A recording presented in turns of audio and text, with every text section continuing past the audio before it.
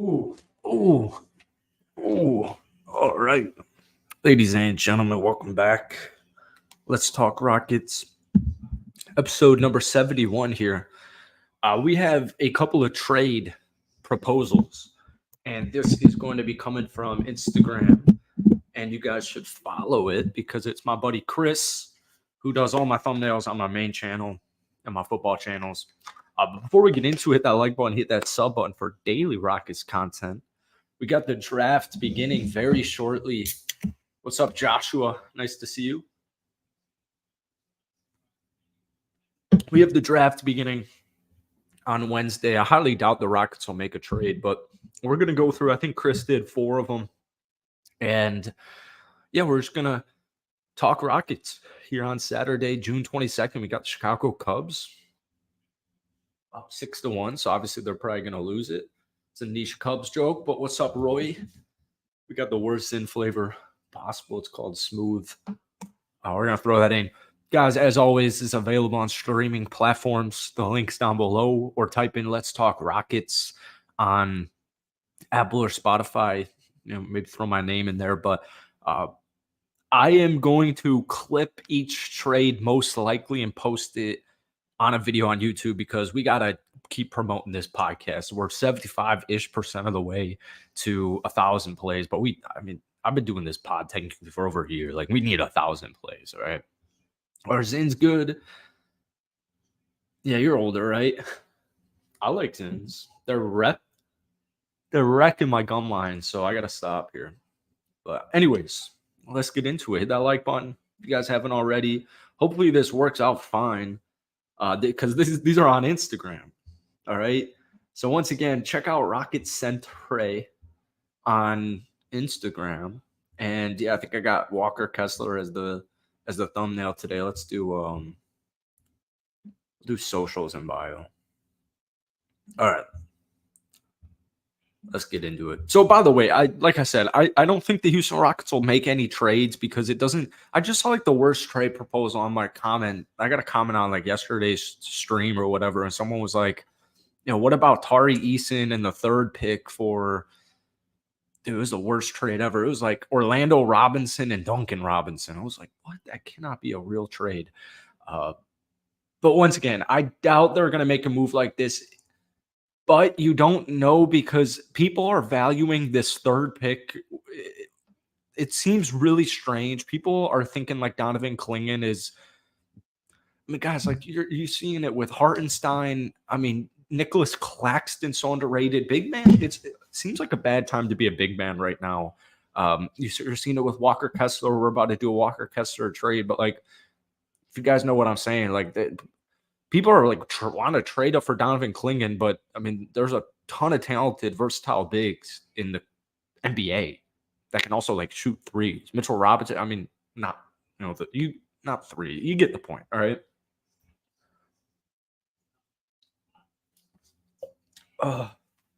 Ripping sellies. All right. Let's get into the first trade. All right, for our audio listeners, we have the Utah Jazz receive Steven Adams and a 2025 first-round pick. Wow. The Rockets would receive Walker Kessler and a 2029 second-round pick. Dude, that is crazy. The 3rd pick's not even in.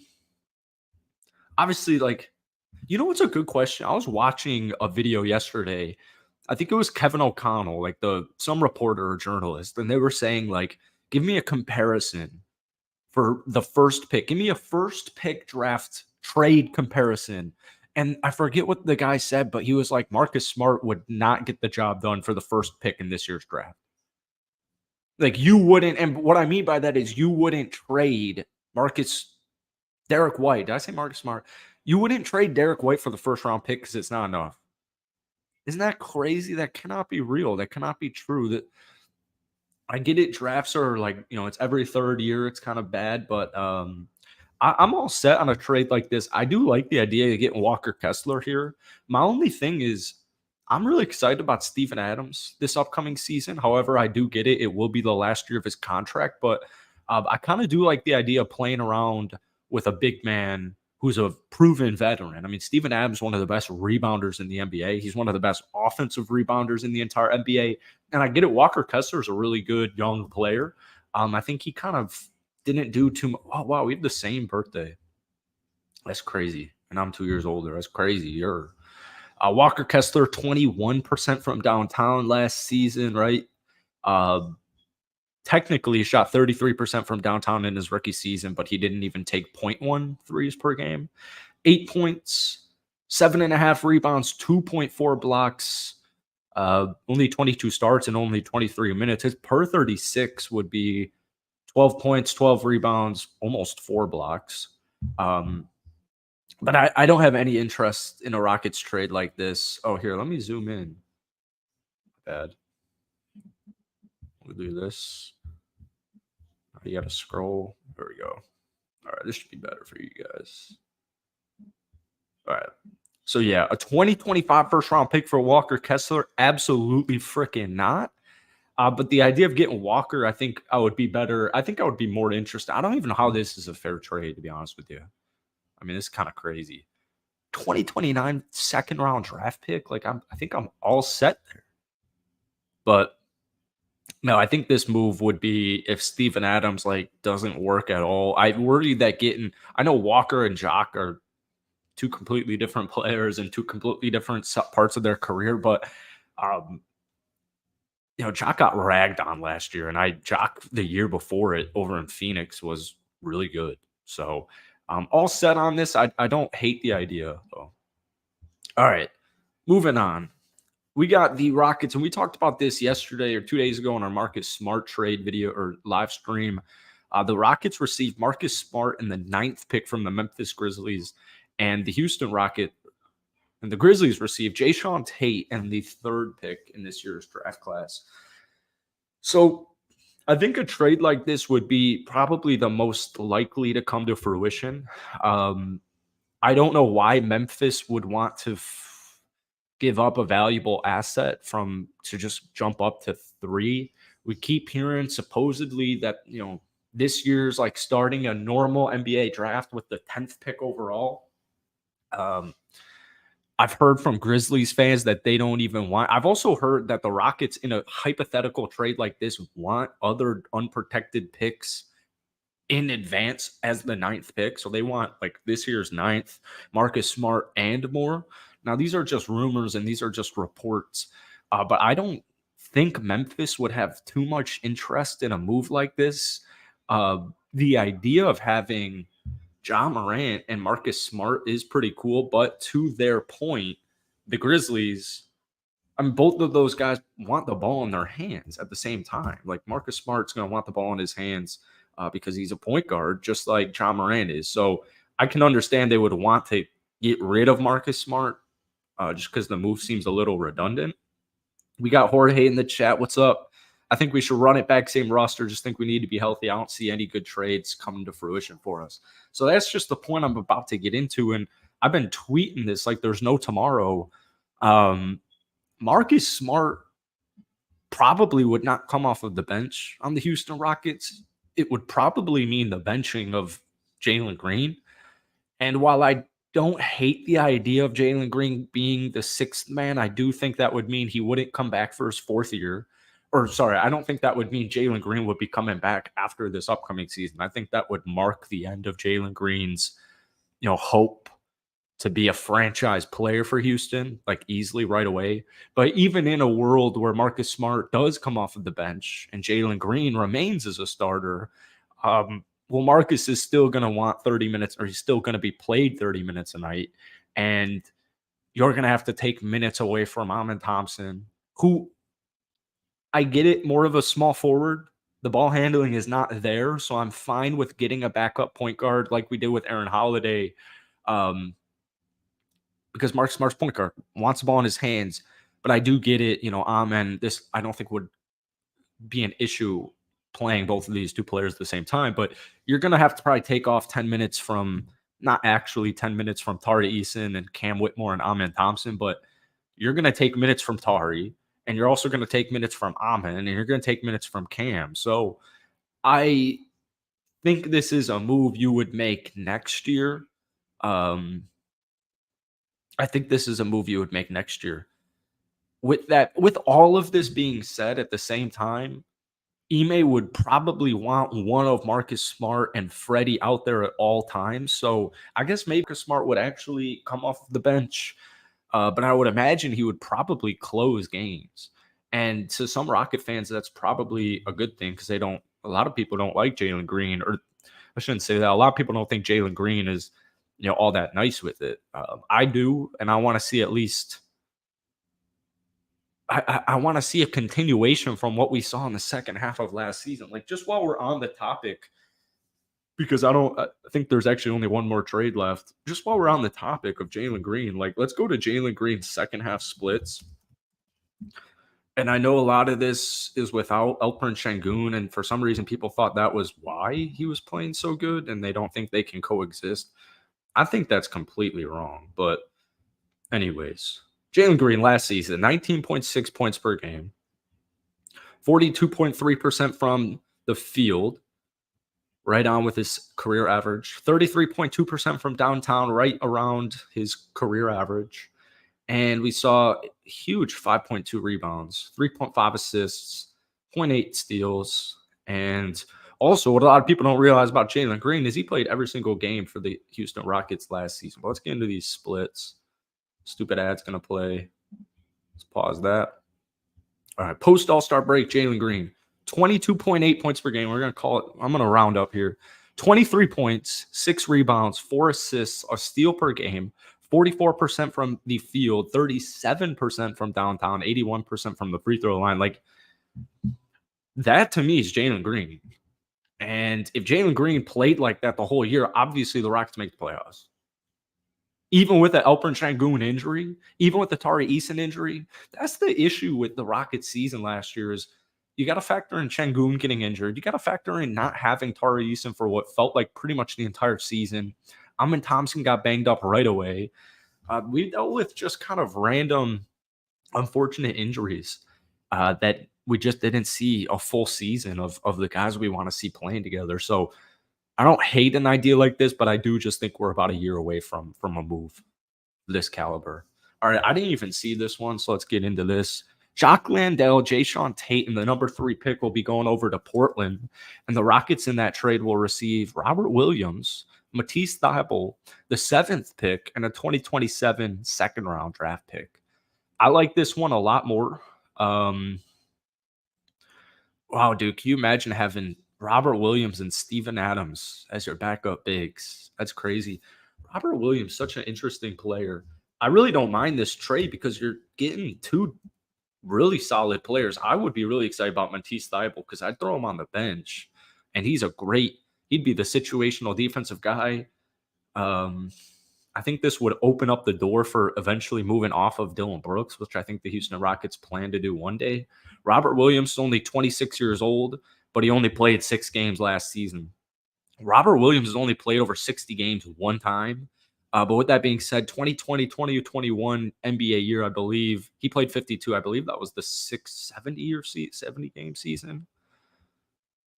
Yeah, that was a 72-game season. So he still only played 52 out of 72. So you wouldn't ship off Steven Adams if a move like this happened. I have no idea how the defensive big rotation would look having that, but I guess that's a decent problem to have. I would still not do this trade just because I really think Reed Shepherd at pick number 3 is a good choice. Alex Sarr, I just saw a rumor that the Spurs could trade up for number 1 and take Alex Sarr and run him and Vic there. But I don't think either of those players want to be centers. And I think the likelihood of that happening is pretty low. You got Restiche there. He's rumored he'd probably go 2 if Sarr went 1. If he went 1, Sarr would go 2. I just saw some writer say that Reed Shepherd is like the best player in this year's draft class. I think Reed Shepherd's the answer. And I think that's what we keep coming through with all of these trades.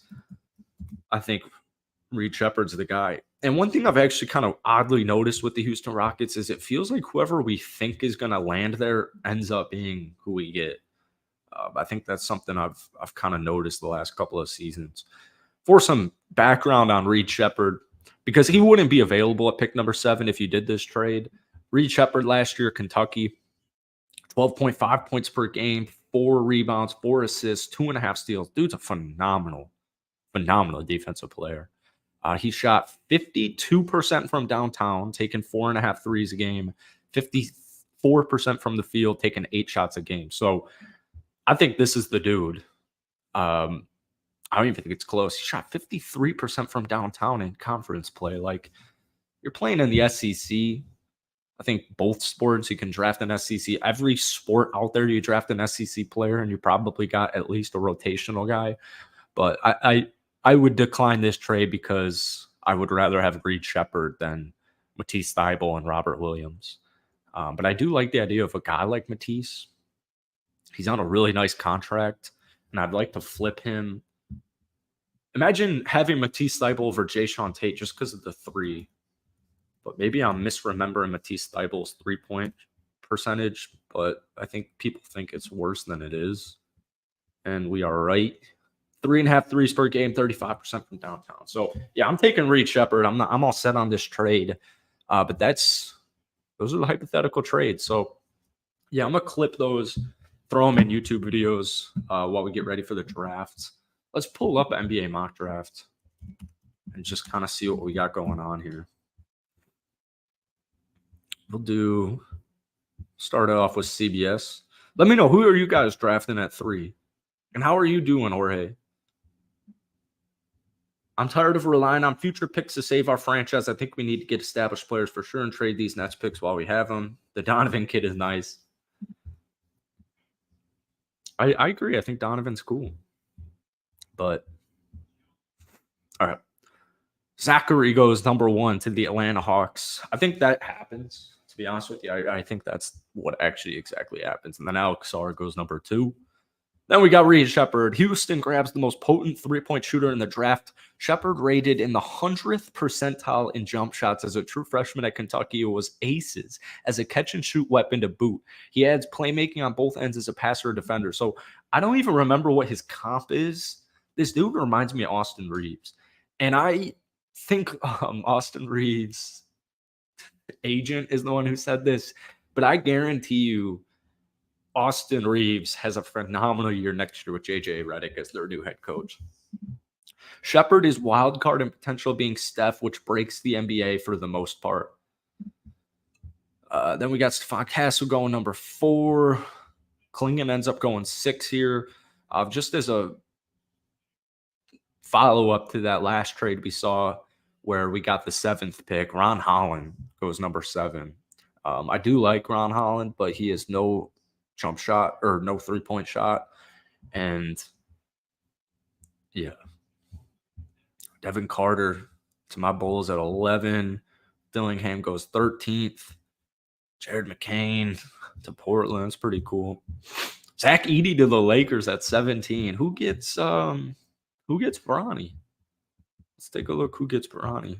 Cam Christie, Beast, Kyle Filipowski. Where's he end up going in this? It's not loading. Oh, Utah. Does this show a 1-rounder? All right, Bronny doesn't go in the first there. All right, get out of here, guys. All right. I don't need a Knicks mock. All right, we'll do Sports Illustrated, which fell apart desperately. Oh, my God. Look at this interface. Not hard to... Guys, what are we doing? Oh, that wasn't even a mock. Why is it hard to find mock drafts? Isn't the Ringer a paid? All right. Rich Shea goes number 1 again in this. Alxar goes 2. Reed Sheppard goes 3. Oh, man. I don't like that all these are consensus. With Freddie W. already under contract, there'd be no pressure for Sheppard to develop quickly in Houston. He could learn from the vet while providing a spark off the bench with his knockdown shooting ability, which the Rockets could use more of after they made just 36.1% of their threes last season. Because of Sheppard's abilities on and off the ball, it'd be easy to see him forming a dominant 2-man game with Alperen Sengun, operating in-ball screens and dribble handoffs. I think the idea of Reed Shepard and Elbrin Shangoon is literally phenomenal. I think it is absolute. Cody Williams goes 5. I think it is literally a phenomenal duo there. All right, we got Rich Shea going 1 again. Alex R going 2. Donovan Clingan to the Houston Rockets at pick number 3. Team needs star power 5 and wing shooting. Best case trade away. Damn. All right.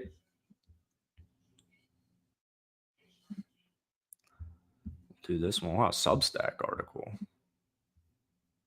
My goodness.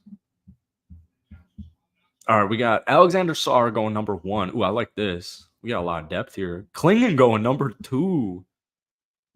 Draft Bronny with the 3rd pick to try and force LeBron to come play with the Rockets. I don't even think Bronny and LeBron will play together next year. Reed Shepard at 3. All right.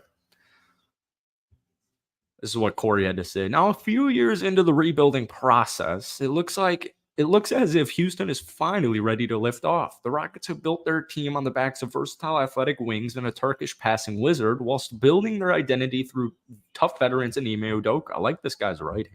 The team has good depth and can play in a plethora of ways. What they undoubtedly need is more shooting and some connective tissue to help amalgamate. I'm not even going to try and say that word. All of the pieces. Enter Reed Shepard, one of the greatest shooting prospects in recent memory, who also happens to provide the quick processing and connective tissue the team needs. The knock with Reed is that he is smallish and isn't a true point guard. Knocks that don't carry as much weight playing next to Houston's plus-sized freak athlete defense wings, and Elbrin Shangoon, who operates as the straw that stirs their drink. Jesus, dude. That felt like a really long sentence. Reed will make an early impact by spacing the floor for their downhill slashers, creating easy transition, hit hard to their athletic dynamos, and generating defensive events with his active hands and anticipation. People may remember Reed's final game and believe it to be more indicative of the kind of player he is, but despite that singular outing, the larger sample, I feel like I'm doing popcorn reading. All right, whatever. We're done. That was good. Good article. In depth. All right, guys. We just wanted to run through those trades. Thank you for watching. Hit that like button, hit that sub button. Most importantly, guys, follow my Twitter. Links in the description. And then listen to this on Apple and Spotify. The link is in the description. But thank you guys for watching. Have a great weekend. And we will see you in a day or 2.